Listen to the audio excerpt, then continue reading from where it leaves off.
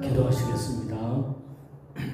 지난밤도 주의 품에 저희들을 품어주셔서 한밤을 지나게 하시고 새날을 열면서 하나님 앞에 첫 시간을 주님과 대화하고 주님의 말씀을 듣고 주의 은총을 통해서 오늘 우리의 몸이, 우리의 마음이, 우리의 삶이 새로운 하나님의 에너지로 공급되게 하여 주심을 감사드립니다. 이 한날도 일터에서, 가정에서, 주어진 삶의 모든 부분에서 사랑하는 성도들 일할 때 건강하게 하여 주시고 하나님 다치거나 상하는 일 없도록 주의 권능의 팔로 날마다 승리케 하여 주시옵소서. 이 새벽에도 하나님 하늘문을 여시고 야곱이 하늘 아래 사닥다리를 본 것처럼 우리가 하늘 아래 은총을 볼 수 있는 축복의 시간이 되게 하여 주옵소서. 예수님의 이름으로 기도합나이다. 아멘. 찬송 321장입니다. 321장 날 대속하신 예수께 내 생명 모두 드리니 321장입니다.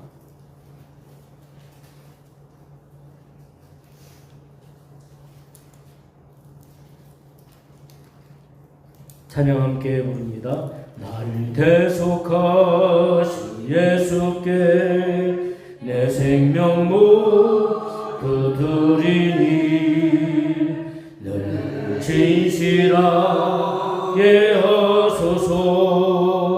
내 구주 예수여 나 구주 위에 살리라. 내 기쁨할 양 없으리. 내 갈 길이 놓아소서. 내 구주 예수여 날 구원하신 예수님 일평생 의지하오니 영접하여 주소서. 내 구주 예수님 나 구주 위에 살리라. 내 기쁨할 양 없으리. 내 갈 길이 놓아소서. 내 구주 예수님 주 십자가에 달리사 날 자유하게 했으니 내 몸과 마음을 주 위에 다스게 하소서. 나 구주 위에 살리라. 내 기쁨할 양 없으리. 내 갈 길이 놓아소서. 내 구주 예수여 아멘. 옆에 있는 320장 나의 죄를 정케 하사 찬양을 함께 부릅니다. 나의 죄를 정케 하사 주의 일꾼 삼으신 구세주의 넓은 사랑 항상 찬송합니다. 나를 일꾼 삼으신 주 크신 능력 주시고 언제든지 주 뜻대로 사용하여 주소서. 내게 주어 주시려고 은혜에 비하신 주 주의 은혜 채워주사 능력이 있게 하소서. 나를 일꾼 삼으신 주 크신 능력 주시고 언제든지 주 뜻대로 사용하여 주소서. 주의 짐을 풀어주신 주의 능력 크도다. 나를 피로 사신 예수 내 맘속에 오소서. 나를 일꾼 삼으신 주 크신 능력 주시고 언제든지 주 뜻대로 사용하여 주소서. 주여 내게 성령으로 충만하게 채우사 생명수가 강물처럼 흐르게 하옵소서. 나를 일꾼 삼으신 주 크신 능력 주시고 언제든지 주 뜻대로 사용하여 주소서.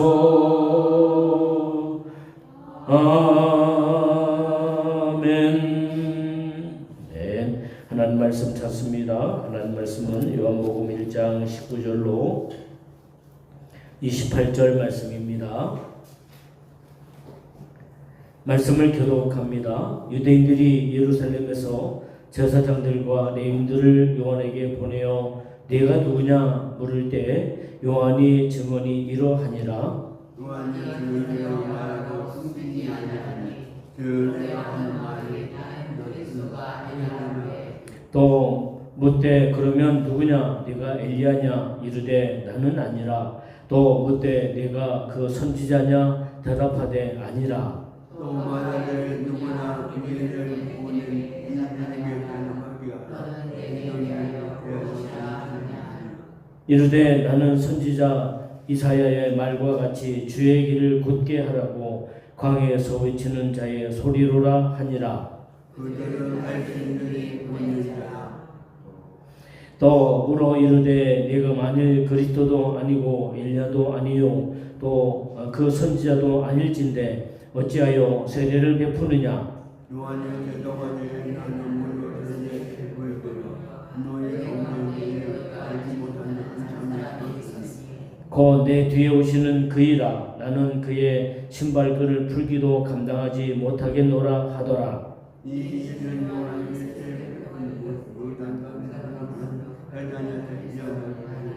아멘. 오늘 말씀을 함께 가지고 오늘 2025년 8월 21일 목요일 새벽입니다. 요한복음 1장 19절로 28절의 말씀을 가지고 조력자의 영광스러움이란 제목으로 말씀을 함께 나누겠습니다.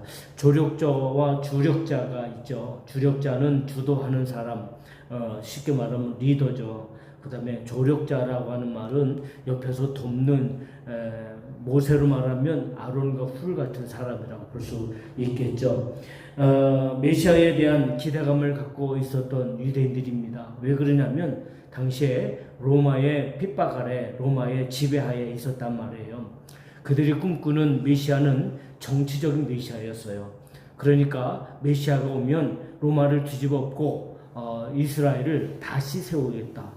어느 때까지입니까? 바로 다윗이나 솔로몬 시대같이 이스라엘의 영광, 이스라엘의 위대함을 메시아가 오면 다 완전히 뒤집어 엎을 것이다 라고 하는 그런 기대감을 갖고 있었습니다. 더군다나 생활이 사실 녹록지 않았어요. 세금도 내야 되죠. 또 제재도 받게 되어지죠. 그러니 그들이 마음이 편하겠습니까? 우리도 과거에 그 일본에 의해서 통치를 받을 때가 있었고 또 중국에 의해서 통치를 받을 때가 많이 있었습니다. 정말 한이 많은 민족이 수밖에 없는 그런 나라가 우리나라였었던 것이죠. 그것처럼 이스라엘도 역시 마찬가지였습니다. 더군다나 로마의 대통치하에 있었기 때문에 그들도 아픔을 갖고 있었던 것은 마찬가지였습니다. 그래서 그들은 메시아가 오기를 학수고대하고 있었는데 혹시 이 세례 요한이 메시아가 아닐까 싶은 그런 기대감이 있어서 그에게 여러 가지 질문을 하는 것입니다. 거기에 대해서 세례 요한은 나는 그리스도가 아니다. 나는 그리스도가 아니다라고 말하면서 내가 아니고 내 뒤에 오실 분이 있다. 그분이 바로 진짜 메시아이다라고 예수님을 소개하는 것을 보게 됩니다.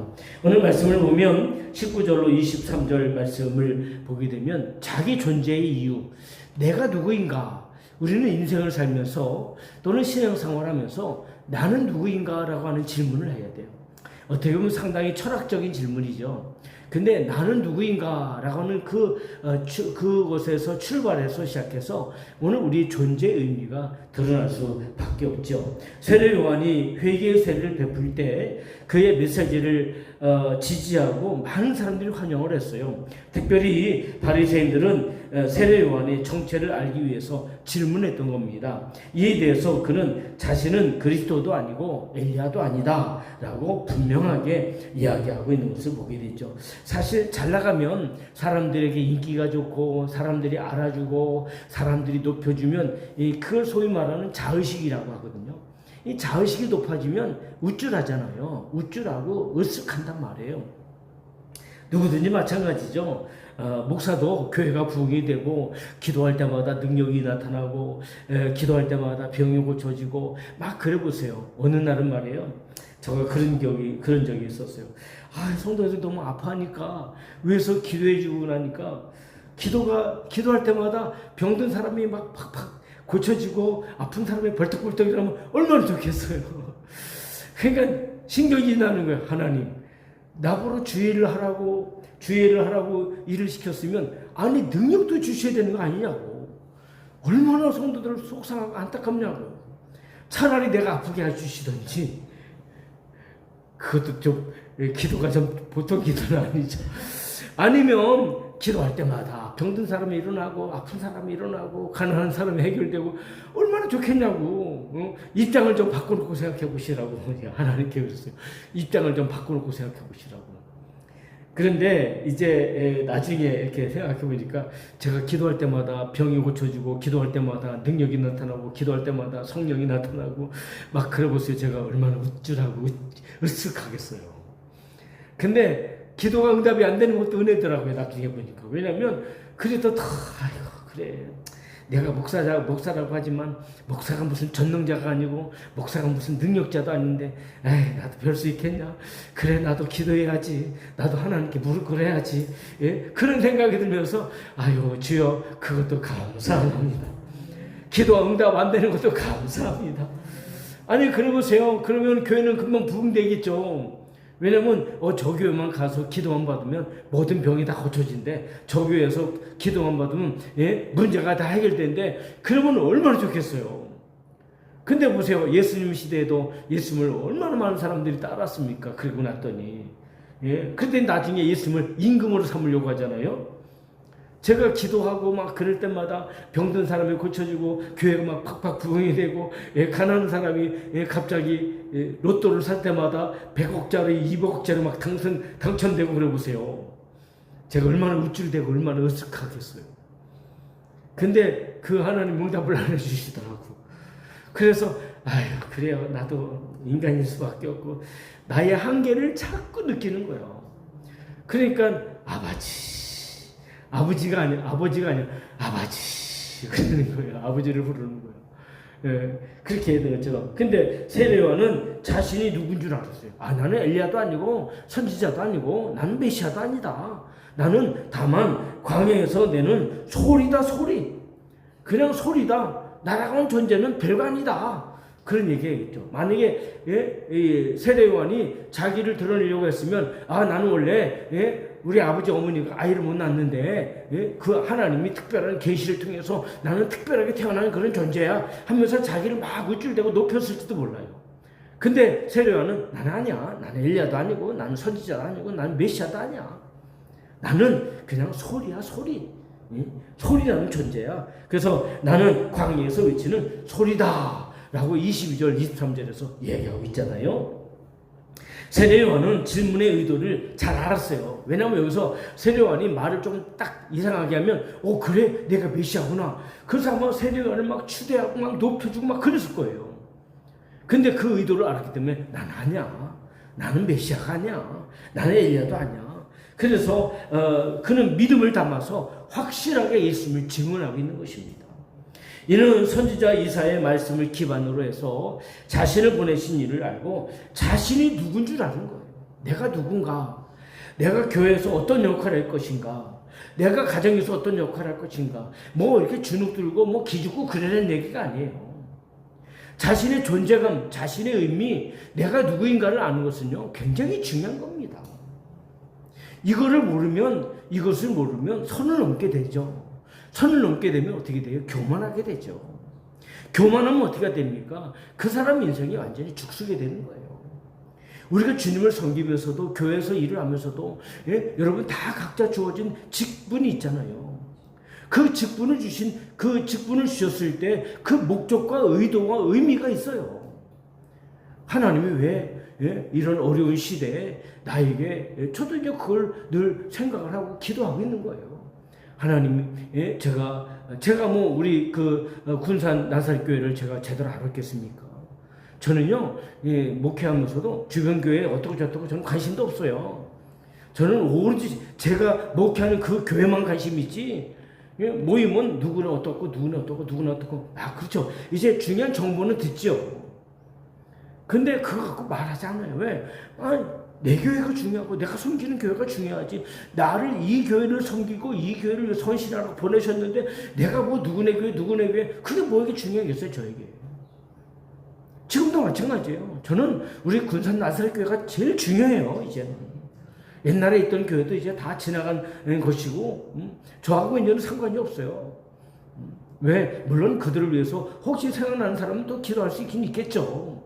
그러나 저에게 이제 지금 당장 중요한 것은 저는 군산 나사렛교회가 중요해요. 왜 하나님이 오늘도 그런 기도했어요. 하나님 저를 왜 이곳에 보내셨습니까? 저를 위해서 준비하신 일이 무엇입니까? 제가 우리 교회에서 해야 될 역할이 무엇입니까? 물론 목사니까 목회를 해야 되겠죠. 그러니까 여러분도 마찬가지예요. 하나님 저를 장로로 세우신 이유가 뭡니까? 저를 권사로 세우신 이유가 뭡니까? 제가 어떤 일을 어떻게 해야 되겠습니까? 이 자신의 존재를 아는 것이 신앙의 가장 중요한 척도예요.